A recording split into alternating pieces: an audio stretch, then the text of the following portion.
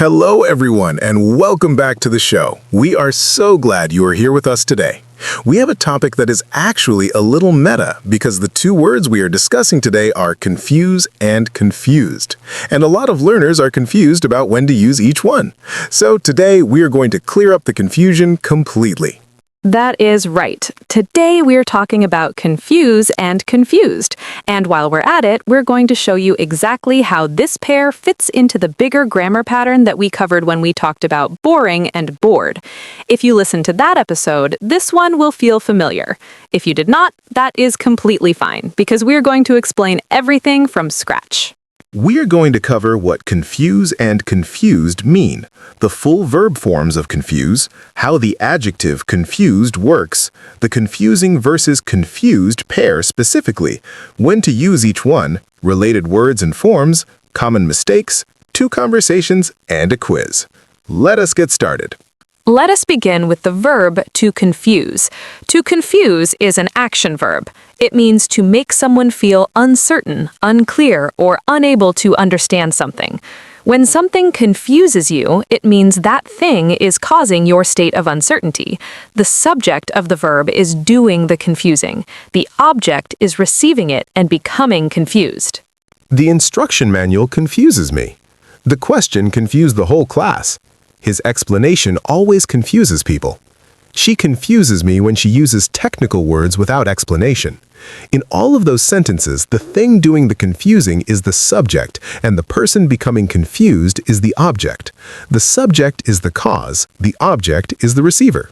Now, let's look at all the tenses of confuse as a verb so you can use it confidently across different time frames.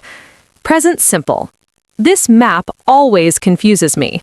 It confuses people when they first see it. Present continuous. You are confusing me with all these different details. The new system is confusing everyone in the office. Past simple. The question confused her completely. His answer confused the audience. Present perfect. This topic has confused students for generations. The change in policy has confused a lot of people. Future with will. All these new rules will confuse the customers. I think this approach will confuse rather than help. Future with going to.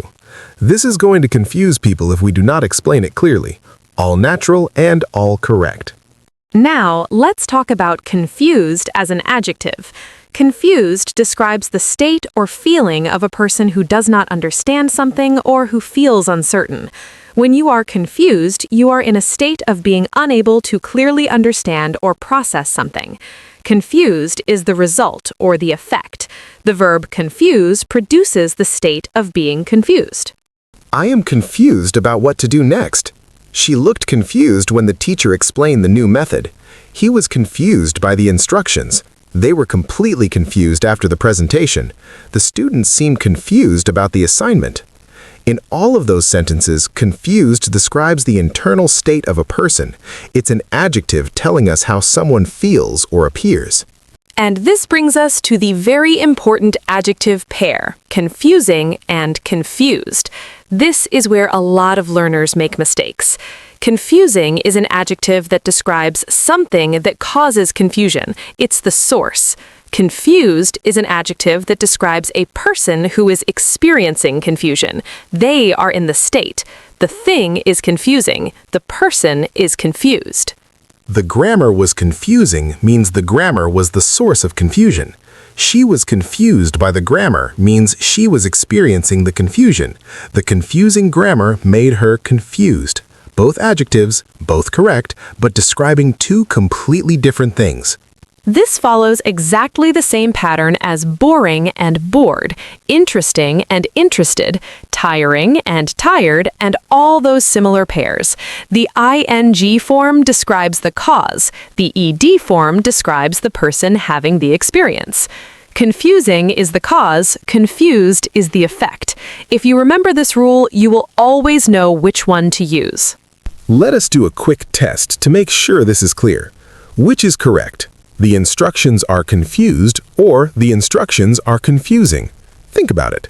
Instructions are a thing. They cannot feel confused. They can cause confusion. So the correct sentence is, the instructions are confusing. Now, which is correct? She feels confusing or she feels confused. She is a person. She is experiencing the feeling. She is not the source of confusion. She is confused. The correct sentence is she feels confused. One more. The whole situation is confused or the whole situation is confusing. The situation is a thing that causes confusion in people. It is not a person experiencing a state. So the correct sentence is the whole situation is confusing. The test is always the same. Ask yourself, is this a thing causing confusion or a person experiencing confusion? Thing causing means confusing. Person experiencing means confused. Let us also look at some related words. Confusion is the noun. There was a lot of confusion about the new timetable. His answer caused great confusion. I'm sorry for any confusion this may have caused. Use confusion when naming the general state or situation. Confusingly is the adverb. Confusingly, the two products have almost identical names. She explained it confusingly. And one very natural phrase worth knowing, I confess I'm a little confused by the last point. This is a polite and natural way to admit confusion in professional or academic situations. Now, let us go through the mistakes, because understanding where learners go wrong is one of the most powerful ways to build accuracy and confidence. Mistake number 1. Using confused to describe a thing that causes confusion. A learner might say, the explanation was very confused, or the timetable is confused. These are wrong because explanations and timetables are not people experiencing confusion. They cause confusion. The correct sentences are, the explanation was very confusing and the timetable is confusing. Mistake number 2. Using confusing to describe a person experiencing confusion. A learner might say, I am confusing about the rules, or she looked confusing. These are wrong because the person is not the source of confusion. They are experiencing it. The correct sentences are, I am confused about the rules, and she looked confused. Mistake number 3. Confusing the verb to confuse with the adjective confused in the same sentence structure. A learner might say, the map confuses me, and get that right, but then switch and say, I am confusing about directions. These two structures work differently. The map confuses me uses confuse as a verb. I am confused about directions uses confused as an adjective describing the speaker. Mixing the verb pattern and the adjective pattern is a common source of errors. Mistake number 4. Using confusion instead of confused when describing a person. A learner might say, she was in confusion about the answer. While this is not completely wrong, it sounds unnatural. The more natural and direct expression is, she was confused about the answer. Save confusion for describing the general situation or state rather than describing a specific person directly. Mistake number 5. Forgetting the prepositions that go with confused. Confused is commonly followed by about, by, or with. Confused about means you're uncertain about a topic. I am confused about the procedure. Confused by means the source of confusion is specified. She was confused by his response. Confused with means you are mixing up two things. I always confuse her with her twin sister. Each preposition carries a slightly different meaning, and using the right one sounds much more natural. Mistake number 6. Thinking confusing and confused are interchangeable because both suggest confusion is involved. They are never interchangeable. Confusing always describes the source. Confused always describes the person. The fact that both words relate to confusion does not make them the same. A confusing question makes a confused student. They describe opposite ends of the same event. 6 mistakes and 6 clear corrections. These are the exact distinctions that build real accuracy in everyday English. Now let us hear 2 conversations so you can see confuse, confusing, and confused all working naturally together. First conversation. 2 students after a class. Did you understand the lecture today? I found some parts really confusing. Honestly, I was completely confused by the second half. The diagrams were fine, but the way she explained the theory just confused me. Same. I got confused when she started using terms we had never covered before. It is confusing when there's no context for new vocabulary. Exactly. I'm going to go back through my notes, but I think I'm still going to be confused. I might email her to ask for clarification. That is a good idea. It was such a confusing session that I don't think anyone left feeling confident. Did you notice? Found parts really confusing describes the content as the source of confusion. Confused by the second half describes the student experiencing confusion. The diagrams confused me uses confuse as a verb with the student as the object. Got confused when she started uses confused as an adjective for the person. Confusing when there's no context describes the cause again. Such a confusing session describes the session as the source. Second conversation. A manager explaining a process to a new employee. I've been looking at the new reporting system, and I have to say some of it is quite confusing. I understand.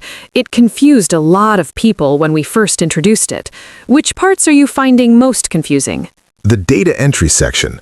The labels are not very clear, and it's easy to get confused about which field to use for what. That's a fair point. It is confusing because some of the fields have very similar names. Let me walk you through it step by step so you feel less confused by the end. That would be really helpful. I don't want to make mistakes because I'm confused about the process. Don't worry. Once it clicks, it becomes second nature. The confusion usually clears up after the first few times you use it.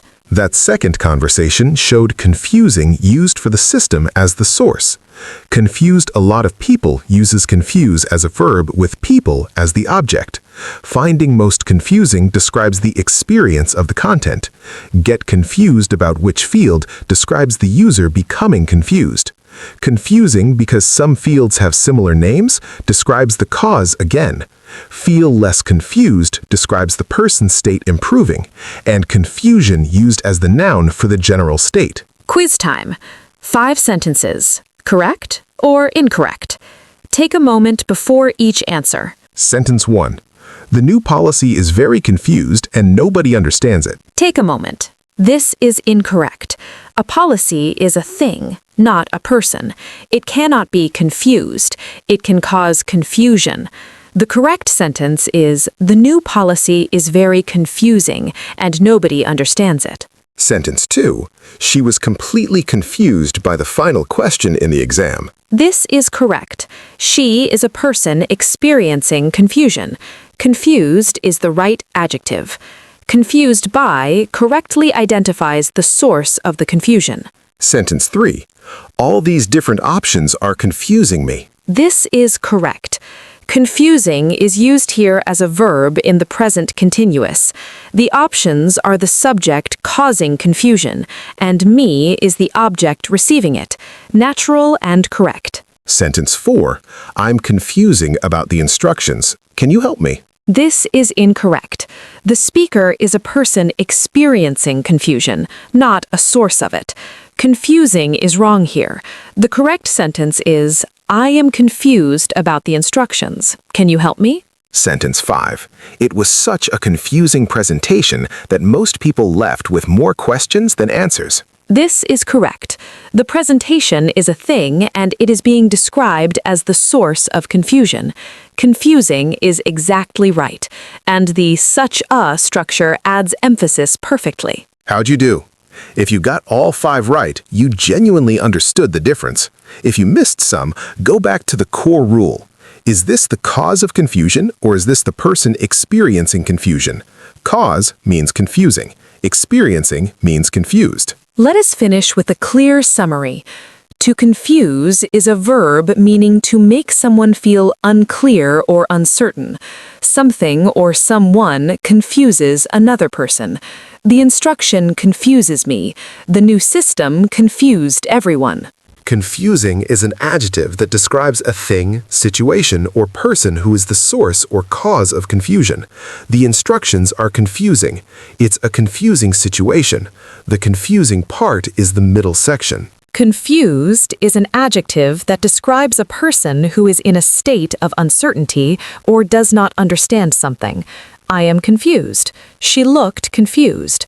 He was confused by the question. The person who receives the confusion becomes confused. Confusion is the noun for the general state or situation. There was a lot of confusion. She caused unnecessary confusion. The confusion cleared up eventually. The one test to use every time. Is this thing causing confusion, or is this person experiencing confusion? Causing means confusing. Experiencing means confused. And that's everything for today. We really hope this episode gave you total clarity and real confidence with confuse and confused and the full confuse family of words. These words appear in professional settings, in academic writing, in everyday conversation, and in all kinds of explanations. Your practice task. Write 5 sentences.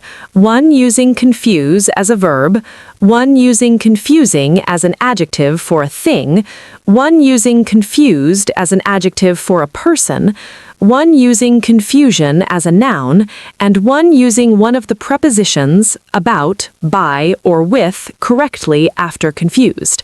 That covers every important use from today. Leave your questions in the comments. We love hearing from our listeners, and we'll do our best to answer everything. Share this episode with a friend who is learning English. Every share truly helps us reach more people. Take care of yourself. Keep practicing. And remember that the more precisely you can express yourself in English, the more confident you'll feel in every situation. We'll see you in the next episode. Goodbye, everyone. Goodbye, and keep going. You're doing brilliantly.